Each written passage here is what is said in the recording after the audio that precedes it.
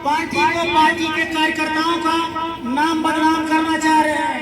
लेकिन मैं आप लोगों को बताना चाहता हूं कि हम लोग अगर ऑल इंडिया मजलिस इत्तेहादुल मुस्लिमीन से जुड़े हुए हैं तो किसी लालच या किसी लाभ के लिए नहीं जुड़े हुए हैं।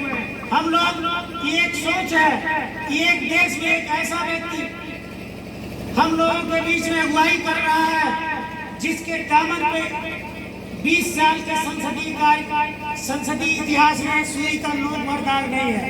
20 सालों से लगातार बैरिस्टर असदुद्दीन ओवैसी साहब भारत की पार्लियामेंट की शोभा बढ़ा रहे हैं। जो वो पार्लियामेंट में कहते हैं वही रोड पे आके कहते हैं, वही बिहार आके कहते हैं, वही उत्तर प्रदेश में आके कहते हैं। लेकिन इस प्रदेश के जो जात के नाम पे, मजहब के नाम पे, मंदिर के नाम पे, मस्जिद के नाम पे, भारत के नाम पे, पाकिस्तान के नाम पे चुनाव लड़ करके जीत करके चले जाते हैं, लेकिन जो आम लोगों की बुनियादी सुविधाएं हैं, सड़क है, बिजली है, पढ़ाई की सुविधा हुई, स्वास्थ्य की सुविधा हुई, सबसे नजरअंदाज कर देते हैं।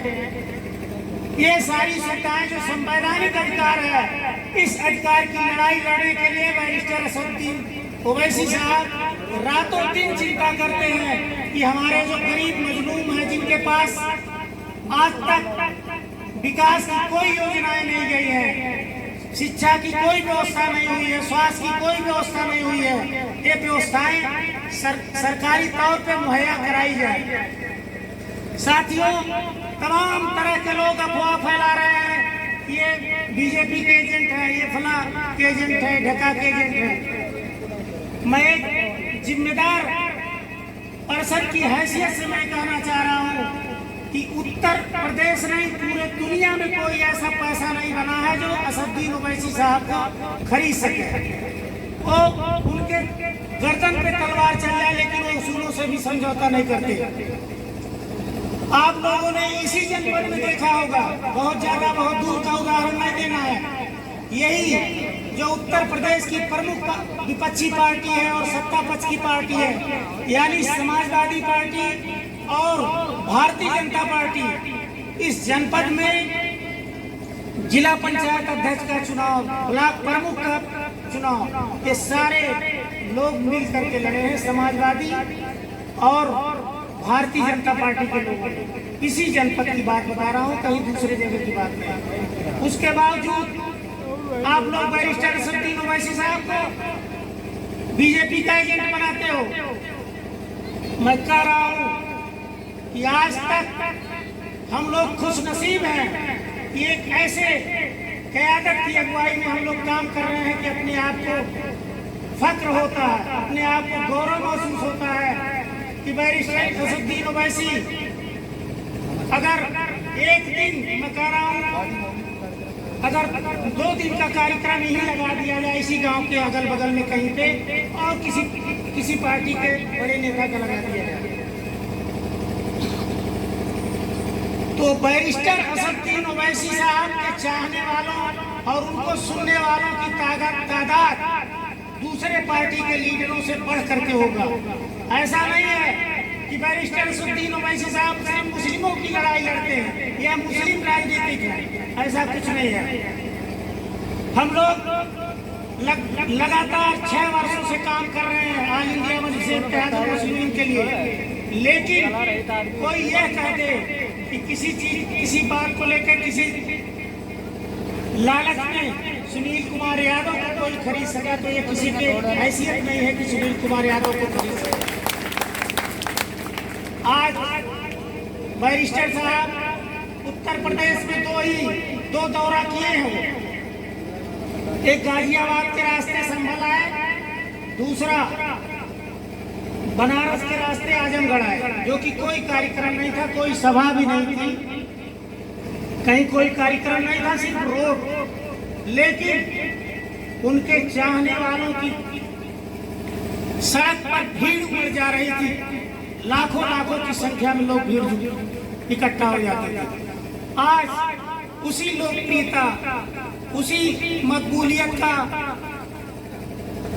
नतीजा है कि आज विपक्षी हैरान है, तमाम तरह के आरोप लगा रहे हैं कि मजलिस आई है, हैदराबाद से आई, हैदराबाद कहीं दूर है, आप बताइए।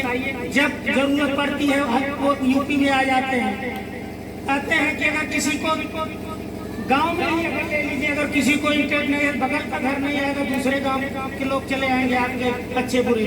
तो हैदराबाद तो कहीं ऐसा दूर नहीं है, हमारे देश का अंग है। अगर मोदी गुजरात से आके बनारस लड़ सकता है तो क्या बैरिस्टर असदुद्दीन ओवैसी साहब हैदराबाद से यहाँ आके नहीं लड़ सकते हैं? क्यों नहीं लड़ सकते हैं, आप बताओ। तो पूछो उन लोगों से कि क्यों नहीं लड़ सकते हैं। आज उत्तर प्रदेश की सारी पार्टियां बेचैन हैं,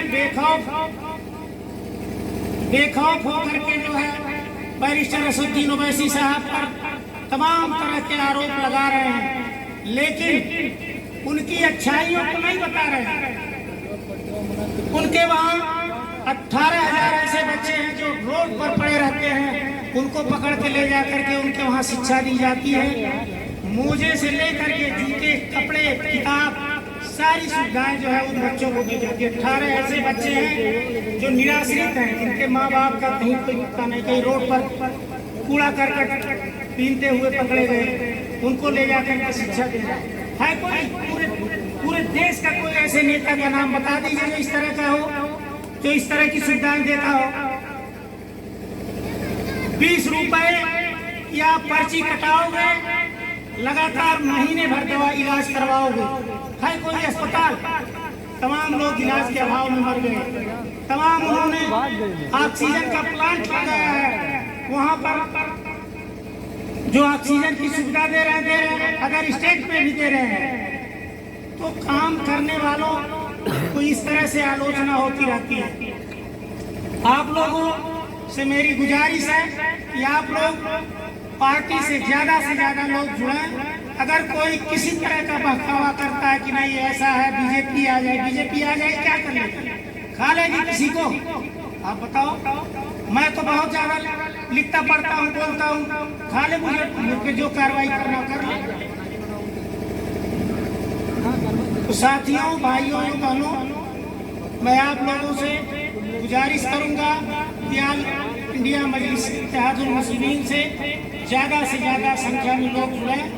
और आने वाले समय में विधानसभा चुनाव है, हम लोग भागीदारी संकल्प मोर्चा के एक घटक है, 10 दलों का एक मोर्चा है। और भी तमाम पार्टियां बात कर रही, हो सकता है आने वाले समय में और भी दलों से समझौता हो। हम सभी लोगों की ये चाहत है कि भारतीय जनता पार्टी की सरकार को यहाँ से हटाना। जो भी दल अगर हमारा सहयोग कर सकती है, हमारे साथ आ सकती है, तो दरवाजा खुला हुआ है। और अगर हम लोगों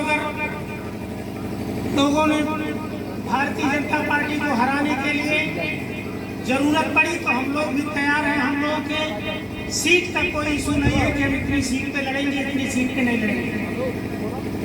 हम लोग पूरे उत्तर प्रदेश में 100 सीटों पे तैयारी कर रहे हैं। भागीदारी संकल्प मोर्चा बैठ करके तय करेगी कि हम कितनी सीटों पे लड़ेंगे। जितनी सीट हमारे पार्टी को मिलेगा लड़ने के लिए, हम लोग उतनी सीटों पे लड़ेंगे। जहां भी प्रत्याशी, हम लोग भी प्रयास करेंगे। आप लोग भी अभी 6 महीना है, मेहनत करिए। धनकड़ा विधानसभा से ऐसी सीट है, हो सकता है कोई प्रत्याशी आए, आप लोग लग जाओगे। तो अगर हम लोग प्रयास करेंगे, जिला सदर साहब, विधानसभा अध्यक्ष साहब के माध्यम से दबाव बनाएंगे प्रदेश अध्यक्ष पर। पूरे जनपद में अगर 1-2 सीट मिल गई तो हम लोग सब लोग मिलकर के लड़ा करके उनको जिताएंगे। नहीं मिली तभी हम लोग कोई पद और किसी उसकी लालच नहीं है। हम लोगों को जो हुक्म हो जाएगा, राष्ट्रीय नेतृत्व को, प्रदेश नेतृत्व का जो हुक्म हो जाएगा उसका पालन करेंगे। साथियों, मैं आपको बताना चाहूँगा, पिछली बार विधानसभा चुनाव में मुझे 312 मेधावल से विधानसभा कैंडिडेट घोषित किए थे। लास्ट मोमेंट में पार्टी ने कहा आप बैठ जाए, मोहम्मद ताबिश खान विधायक थे, उनको टिकट दिया गया। मैं पूरी तन मन धन से उनका साथ दिया, उनके साथ रहा। आज भी पार्टी में बना हूँ, तमाम पंचायत चुनाव भी लड़ाए। तमाम लोगों ने प्रलोभन भी दिया कि आप छोड़ दीजिए, दूसरे दल में आ जाइए, अब टिकट दिलवा रहे। मैंने कहा कुछ नहीं, मुझे MP MLA नहीं बनना है। मैं एक ऐसे व्यक्ति की अगुवाई में काम कर रहा हूँ जो मुझे गर्व है, मुझे मेरा सीना चौड़ा हो जाता है कि वह व्यक्ति आज भारतीय राजनीति का केंद्र बिंदु है। जिस इलाके में जाते हैं पूरा देश नहीं, पूरी दुनिया देखती है कि वो बैरिस्टर असदुद्दीन ओवैसी साहब एक शेर की तरह एक इलाके में गरीब मजलूमों को ताकत देने के लिए गए हुए हैं। तो साथियों, मैं आप लोगों से गुजारिश करूंगा कि जैसे हम लोग काम कर रहे हैं, हम लोगों का परिवार बढ़ रहा है, पार्टी का परिवार निरंतर बढ़ रहा है। आप लोग भी ज्यादा से ज्यादा संख्या में जुड़े और ऑल इंडिया मजलिस इत्तेहादुल मुस्लिमीन का अगर 2, 4, 5 ही सही अगर विधायक चला गया उत्तर प्रदेश की विधानसभा में, तो निश्चित है कि आपके इलाके की समस्या को हम लोग विधानसभा में उठवा देंगे। ये गारंटी है। आज बिहार प्रदेश के लोगों ने 5 विधायक बनाया है। आज आप लोग अगर देखोगे, चैनल खोलोगे, TV खोलोगे, तो उन लोगों ने विधानसभा के बाहर धरने पर बैठे हुए हैं कि कुछ इलाके पूर्णिया और जो है ये किशनगंज तमाम इलाके हैं जो बाढ़ से बढ़ गए, बह गए हैं और उन पर सरकार ने ध्यान नहीं दिया है। वहाँ के विधायक प्रदेश अध्यक्ष अब्दुल इमाम साहब कह रहे थे मरना कबूल है, मरना कबूल है, लेकिन रोड पर मरना कबूल है, घर में मरना कबूल नहीं है। अगर हम मरेंगे तो रोड पर मरना ठीक है, लेकिन हम घर में नहीं मरेंगे। इतना हम संघर्ष करेंगे। तो समस्याओं को लोग निरंतर उठा रहे हैं। चाहे शिक्षा अस्पताल वहाँ बन रहा है, किशनगंज में बेहतरीन अस्पताल बन रहा है।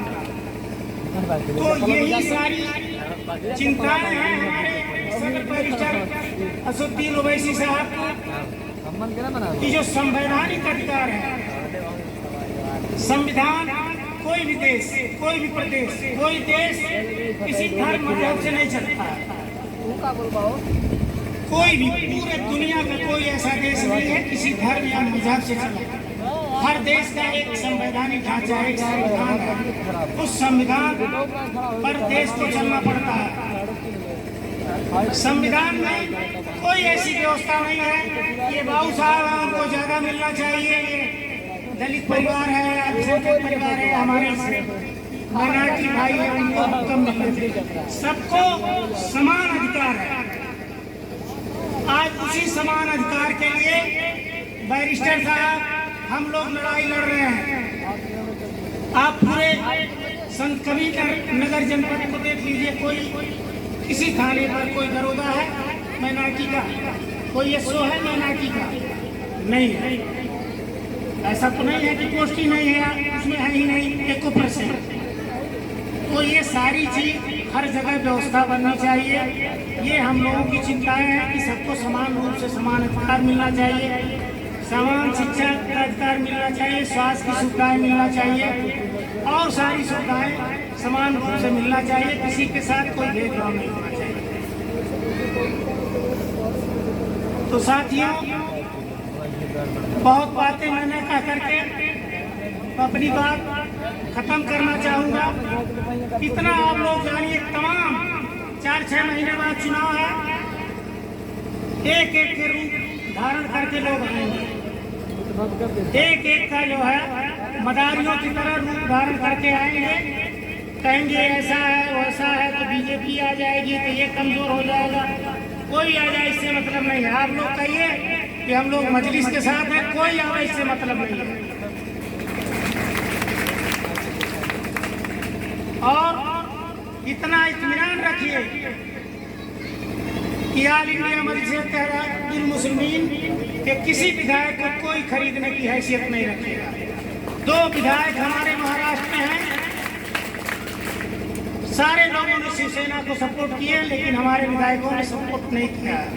वो अलग से अपना हर क्षेत्र के इशू को अपना उठाते रहते हैं, काम कराते रहते हैं, सड़क सारी सुविधाओं के लिए लड़ाई लड़ते रहते हैं, लेकिन सपोर्ट नहीं किए हैं। सपोर्ट क्यों नहीं किए हैं? भारतीय जनता पार्टी शिवसेना में की आइडियोलॉजी में कोई फर्क नहीं है, दोनों की विचारधारा एक है। अगर बीजेपी कहती है कि हमने ये किया, तो शिवसेना 2 कदम आगे बढ़कर के कहती है कि नहीं, सबसे पहले मैंने बाबरी मस्जिद पर थोड़ा मैंने चलाया। तो क्या अंतर है बीजेपी शिवसेना में? इसलिए हम लोगों ने शिवसेना को सपोर्ट नहीं किए हैं। हम लोग अपना क्षेत्र का काम कर रहे हैं, मिलकर के क्षेत्र की सुविधाएं दिलवा रहे हैं, लेकिन हम किसी के साथ सिद्धांतिक समझौता नहीं किए हैं। तो साथियों, मैं बहुत ज्यादा समय न लेकर के अपनी बात खत्म करना चाह रहा हूँ 2 लाइनों से।